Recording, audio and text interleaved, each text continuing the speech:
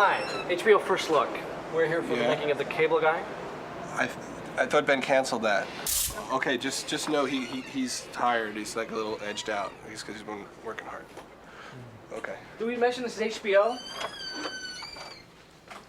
What is it? Do you have another brilliant suggestion on how to ruin my movie? The HBO people are here. Hi, HBO First Look. Here for the making of The Cable Guy. He said you approved it. We said. How are you gonna ruin my movie? That's how we greet each other. We just have a joking. Hi. How are you? HBO First Look. Right. Well, welcome to our. This is where we work. This is where it all comes together. This is where we fit the pieces together. Maybe this is not a good. No, this is great. I'm sorry, I didn't know, we had a miscommunication or something on this. I warned you about this. Well, it's not very glamorous. This is really the nuts and bolts work of how it all comes together. This is a monitor. We watch the film on the monitor, and Steve works at his console here.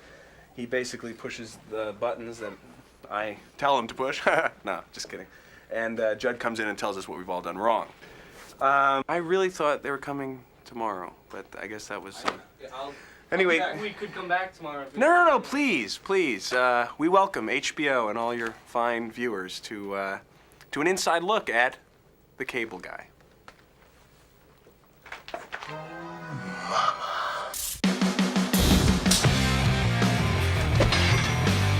Well, it's Hitchcock meets Jerry Lewis.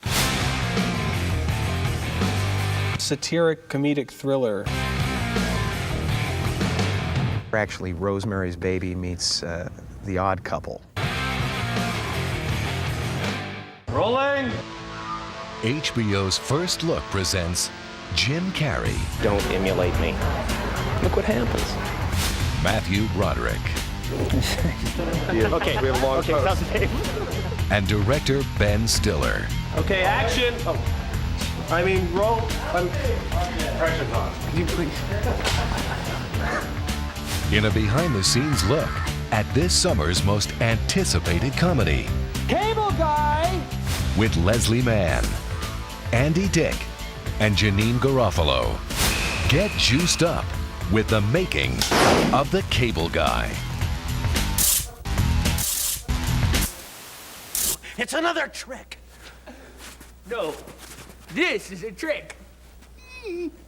Well, I love the concept, the head trip thing and the kind of just one guy driving another guy crazy. Where's the Cable Guy already? Steven is a guy who's having trouble with his girlfriend has thrown him out. Steven, I love you, but I gotta go. And you said yourself, time apart is good. Yes, time apart from each other, but not with other people. While he's in this vulnerable state, a very eager cable man comes to his house.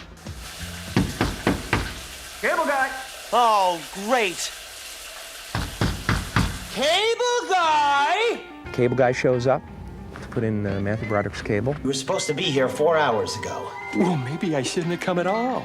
Jerk off! Whoa, where did this come from? Little hint, this guy might be a little bit off. I'm just joking with you. Let's do this. Every time he goes up to a new door, it's a chance to meet somebody and meet a new friend. Right now, and rolling. Now, Steve. Ben. Yeah. Watch me fly on this marker. I'm watching. Camera's rolling. And action. So, your lady kicked you out. What? I noticed you were previously wired across town at 1268 and a half Chestnut.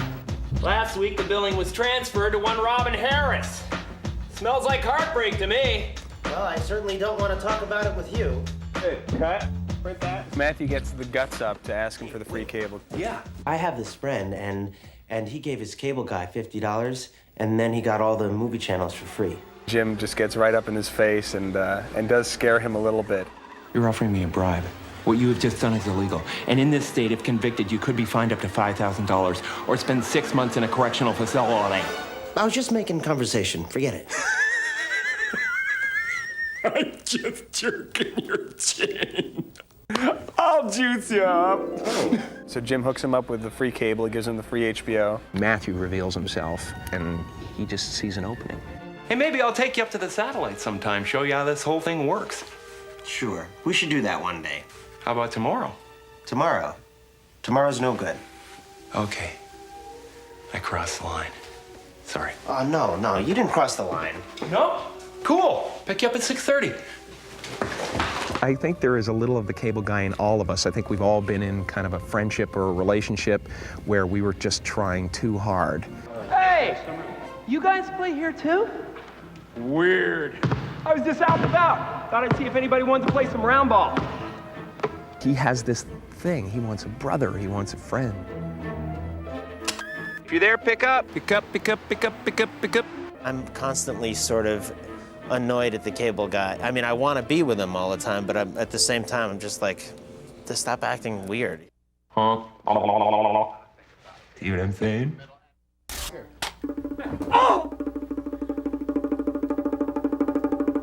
Just when I thought I was out, they pull me back in. Well, when you have a star of Jim Carrey's magnitude, you do whatever you can to attach yourself to that star in whatever way you can. So in this case, Judd had already attached himself on to Jim and the project. And so I saw that balloon starting to rise, and I said, hang on. Hello, a little more ballast here. I had been kissing Jim's ass for years. Judd and I, we met before I did In Living Color. We met in the comedy clubs, actually. He was just like one of my early boosters. He was, one of the comics kind of standing at the back and he was telling everybody, you got to come see this guy, he's really weird. He has no material. Once he was in, I saw the connection here. Judd, Jim, Judd, Ben, Jim. Jumping right over him. This is how it works. I like this place. Like, I wanted to do a movie where people say, wow, yeah, I never really thought Jim Carrey was my cup of tea, but this movie, he's doing something totally different. I've given up comedy and I'm an undercover cop now. My name is Serpico. I think he has an incredible gut feeling about what he does that's funny that his audience responds to. A little slower? Yeah. Okay. You know me, less is more. I mean, there are 4 or 5 laughs in our movie that are just things that he did on the set that were little improvisations. But boy, those are like some of the biggest laughs in the film. Can I have your skin? Sure. Check this out. Silence of the lambs. Oh, Lord. You got an eye booger. We rehearsed for a week just to see what people's instincts are with the scenes. And I'd be videotaping it or someone else would be videotaping it. And Jim and Matthew would just like kind of be coming up with ideas as we went along. You leave? Yeah, right. I made it. Get out. Steven, no. Out, now. It was very interesting because I had to sort of learn how this was going to work. What's it like working with somebody who comes up with 15 ideas, going through one scene. Slam. Okay! Slam, then you stand there for a moment. You never let it alone until it's, until somebody checks the gate, basically you're thinking. Mash! Oh! Great! Great! Like that. Just fires right into Rick's. Right. You never know when that idea is going to come. You just never know.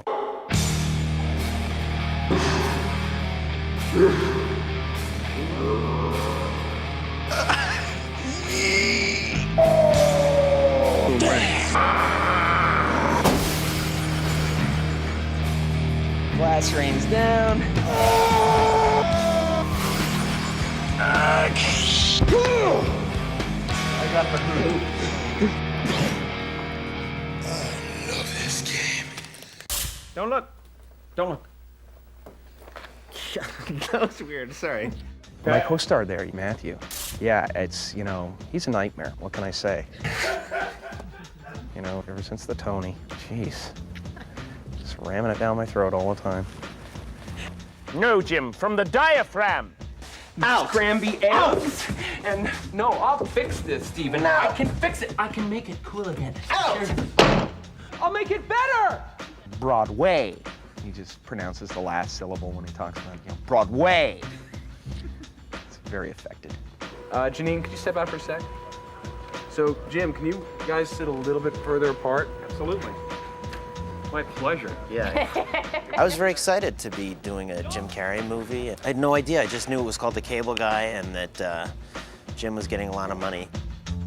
I think that Matthew he has a great persona and he has an incredible, dryness about his humor. By the way, you might want to put on a bathing suit, because you'll be channel surfing in no time.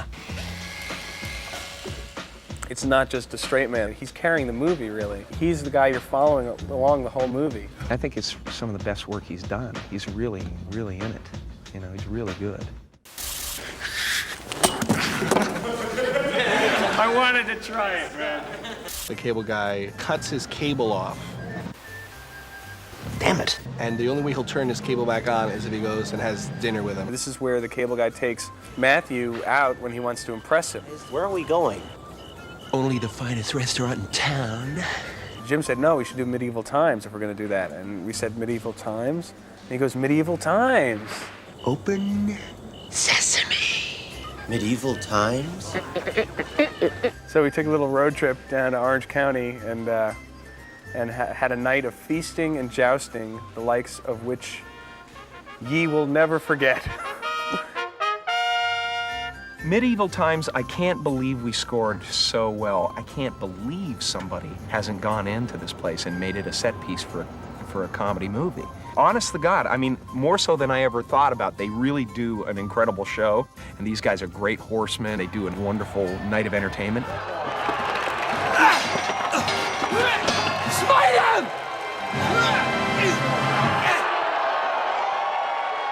It's bizarre. It's like from another planet. Welcome to Medieval Times. I'm your serving wench, Melinda. Might I fetch you something from the barkeep? Throughout the entire film, we have tried to put in every single person that we think is funny. So, of course, the entire cast of The Ben Stiller Show makes an appearance. Janine Garofalo as the snotty waitress. Could I get a knife and fork? There were no utensils in medieval times, hence there are no utensils at medieval times. Would you like a refill on that Pepsi? There were no utensils, but there was Pepsi? Dude, I got a lot of tables. Andy Dick as your elegant host. This is medieval times! Andy Dick is just a great comic actor. Anything he does is funny. I think Andy's a real tribute to the persistence of a young actor in Hollywood. It just shows you keep pestering the right people and you get to put a funny wig on and be goofy. Ooh, goofy man. Just kidding. It's great stuff, and it's good to have a little comic relief in the film because, Jim Carrey isn't funny enough. You got to have some other crazy guy in a wig doing a little dance. They did me like a big favor by coming in and just doing these funny little cameos. Hey, Mark. We have reached the climax of our competition, good people. And now 2 noblemen from our audience will battle to the death. Will a master, Steven Kovacs, and a Lord Chip Douglas make your way to the fighting pit? It appears we're going to do battle, Steven. Is this a normal part of the show? No, but I give all the knights free cable. The sword fight, they dress him up in the armor. Safe sex. And Matt's kind of like, just take it easy, take it easy. What are we supposed to do? I mean, we have to be careful that we don't hurt each other, right? I cannot listen to any of your instructions, for you are my sworn enemy. And Jim's taking it really seriously. That was a nice move. Oh my God, I've become mythic! We rehearsed for a couple of days, pretty heavy rehearsals. Yeah, I sword fight. Yeah, I trained.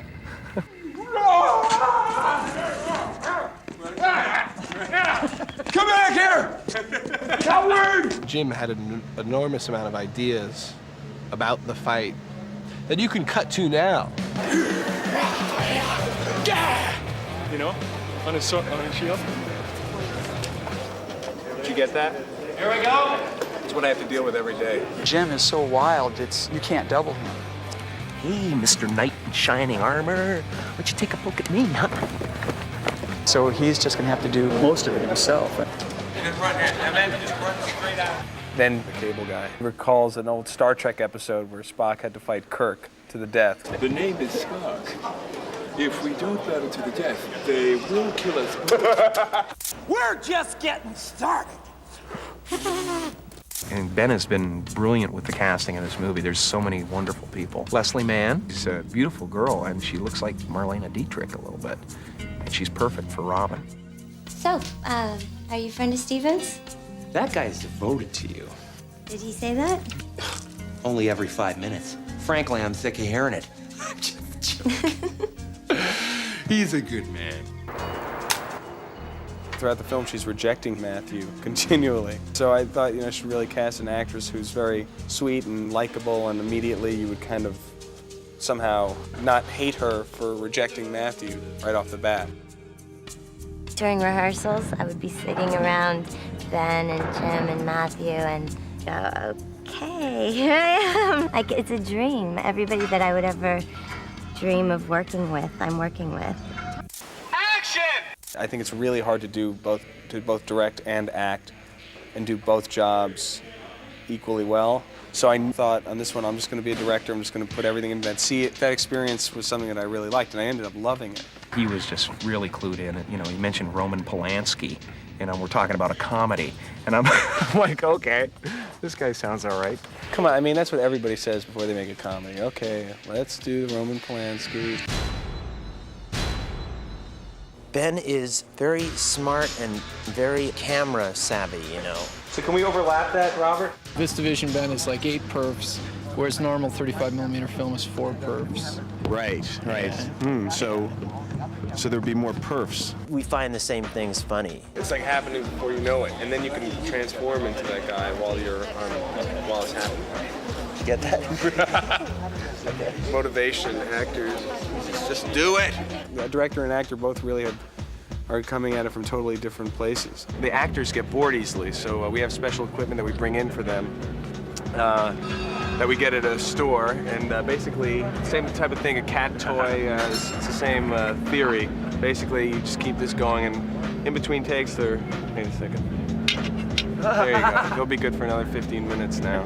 Every time the scene ends, I look at Ben Stiller and I go, okay, man.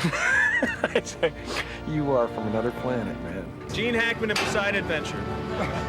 Life is out there. You're fools for staying in there. Your little dish world. It's great. It's wonderful. I want to build a statue to him. There's still room.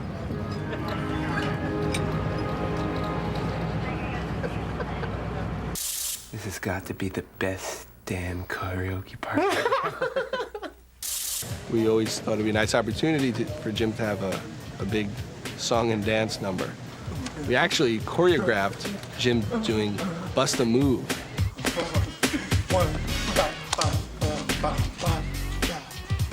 Bust a move.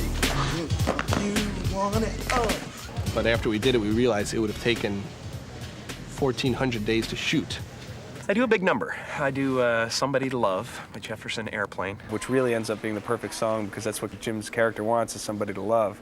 You might recognize this song as performed by Jefferson Airplane in a little documentary called Give Me Shelter about the Rolling Stones and their nightmare at Altamont. Kind of a tribute to the Altamont experience. 1, 2, 3!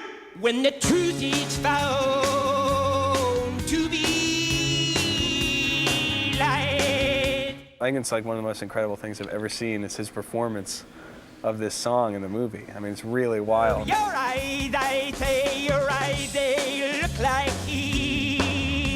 But it's really scary, like he got possessed with some weird kind of strange psychedelic energy. We need an ambulance over by the scaffolding! I'm not exaggerating, he really did some weird stuff.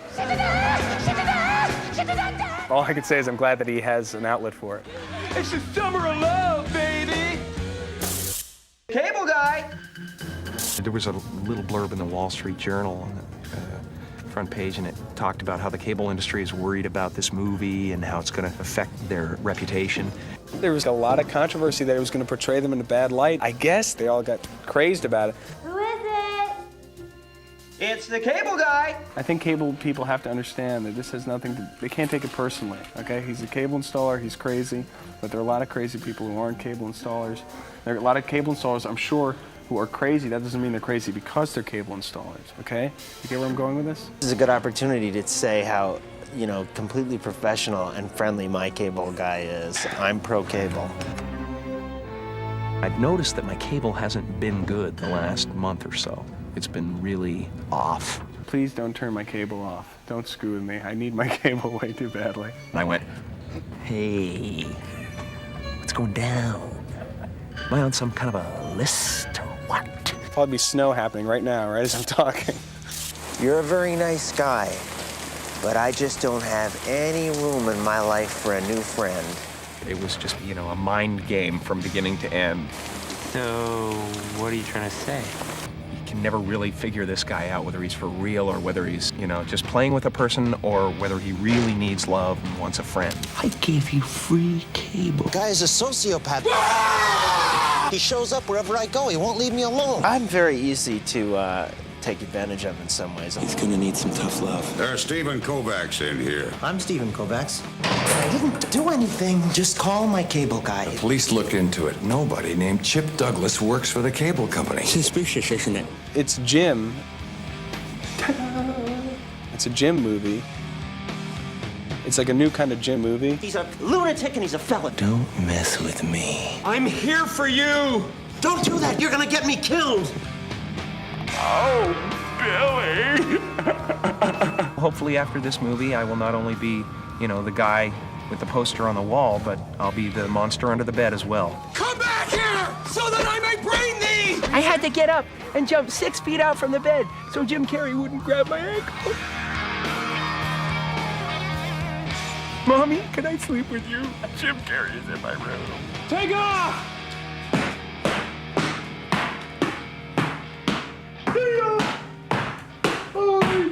I brought Steven here once. He didn't give a rat's ass! I'm worried about Steven. Steven! Well, I hope you've enjoyed our little inside look at the cable guy. It's kind of out there, crazy, kooky, whatever. But thank you for visiting with us, and now I guess it's time to go because we really have to finish working on the film. So, there's a couple other things we could talk about. yes, that would be wonderful at another time. I think we agreed on a certain time limit, Okay. so thank you. Yeah, and love HBO. Love HBO. Just keep up the good paid programming, and I'm a big fan of that Dream On show. You're going to keep that on? Love it with the naked ladies. Always fun to have comedy and breasts. I never like these making ups. They're always kind of self-serving. Judd, get him out! Try it. Come on, Ben. This concludes our broadcast day.